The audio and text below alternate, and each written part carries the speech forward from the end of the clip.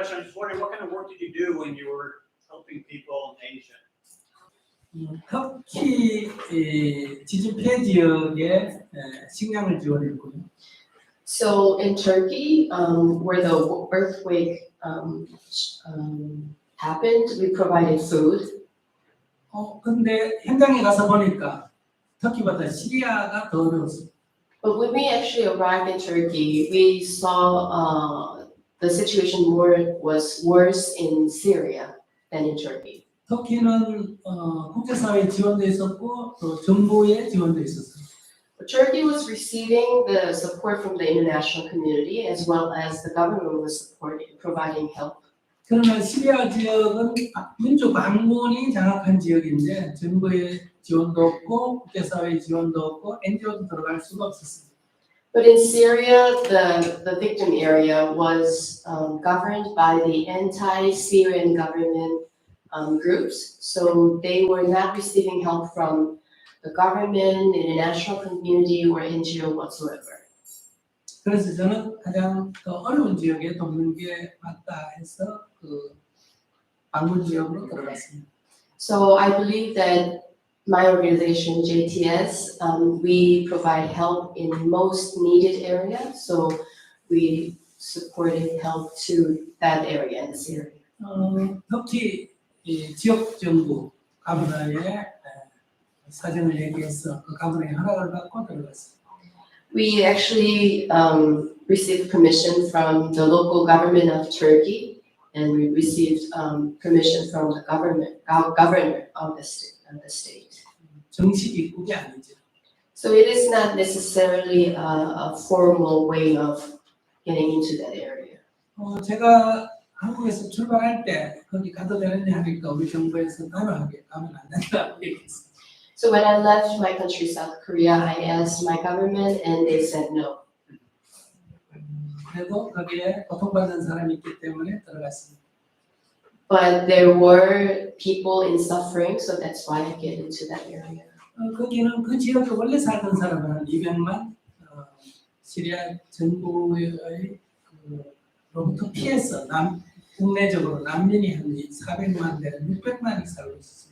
So in that area in Syria, there were residents of that area, 2 million of the residents who have lived there for a long time, and there were additional 4 million people, so to speak, internal refugees who were fleeing from the Syrian government. 난민촌에는 식량이 많이 부족했습니다. So in the refugee camps, there were a shortage of food. 거기에서 두 차례 2,000 가구, 3,000 가구 이렇게 지원을 했습니다. So we provided relief aid for 2 times. First time 2,000 households, and second time 3,000 households. 그리고 큰 초등학교 하나를 지금 복구하고 있습니다. And we're also currently rebuilding a large elementary school building. 3,500명이 다니는 학생인데 지진으로 150명이 학생이 150명 죽고 선생이 10명이 죽었다고 했습니다. So they had 3,500 students in total, but due to the earthquake, they lost 150 students and 10 teachers. 그 학교를 완전히 짓는 데는 수백만 원이 드는 프로젝트였습니다. So rebuilding the school building cost a couple of multiple $1 million project. 그래서 그 지역 사람들이 그 학교를 복구하는 것을 가장 원했기 때문에 지금 진행 중입니다. But rebuilding the school building was the most wanted project the residents wanted, so that's why we're doing the project right now. 파키스탄은 작년에 대홍수가 났습니다. In Pakistan, last year they had a massive flood. 국토의 3분의 1이 물에 잠겼습니다. 1/3 of the land was flooded. 피해 주민이 3,300만이 세계 최대의 홍수였습니다. 33 million people had to evacuate from their homes. It's world largest. 우크라이나 전쟁과 터키 지진 피해로 인해서 국제사회로부터 관심을 받지 못했습니다. But the war in Ukraine and earthquake in Turkey sort of had positions in high, but they had more attention from the international community, so they were almost forgotten. 그래서 지금까지도 계속 8차에 걸쳐서 지원을 하고 있습니다. So until now, we have provided 8 rounds of relief to Pakistan. 그리고 태국 국경에서 미얀마 난민들을 지원하고 있고요.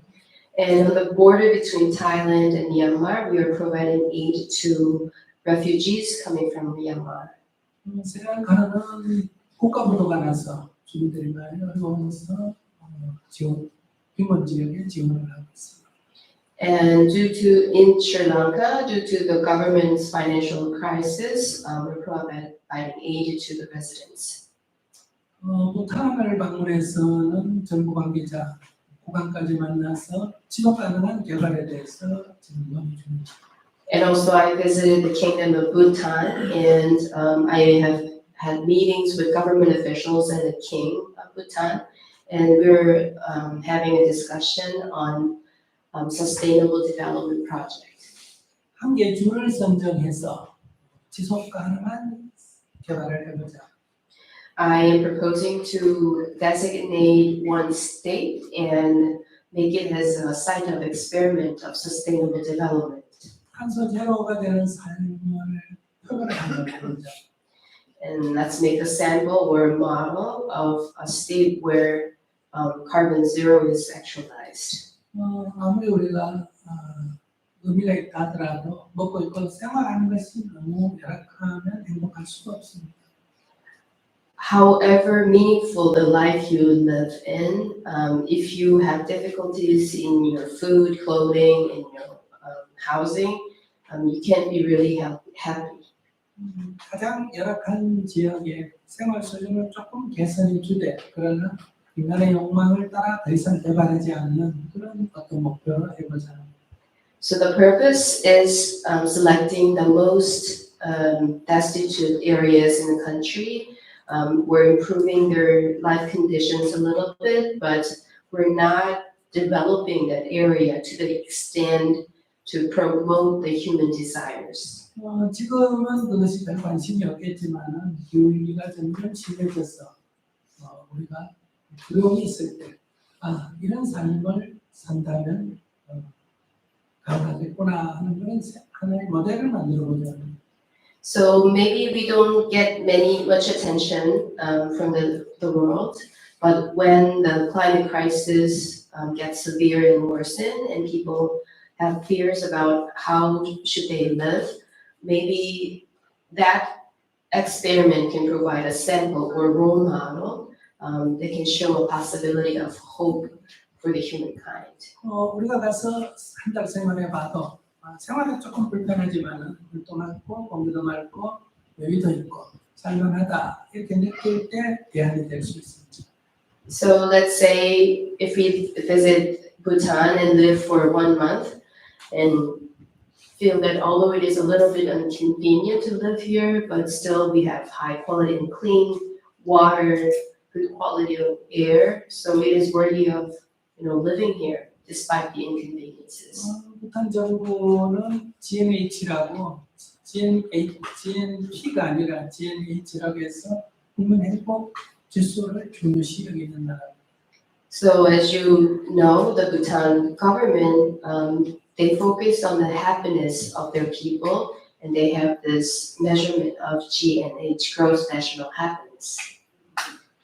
그래서 마침 또 불교 국가니까 욕망을 더 이상 추구하지 않는 것은 부담만으로서 하고 그러나 저희들이 또 기본적인 생활은 개선하는 이런 것들을 지금 해보려고 여기 중입니다.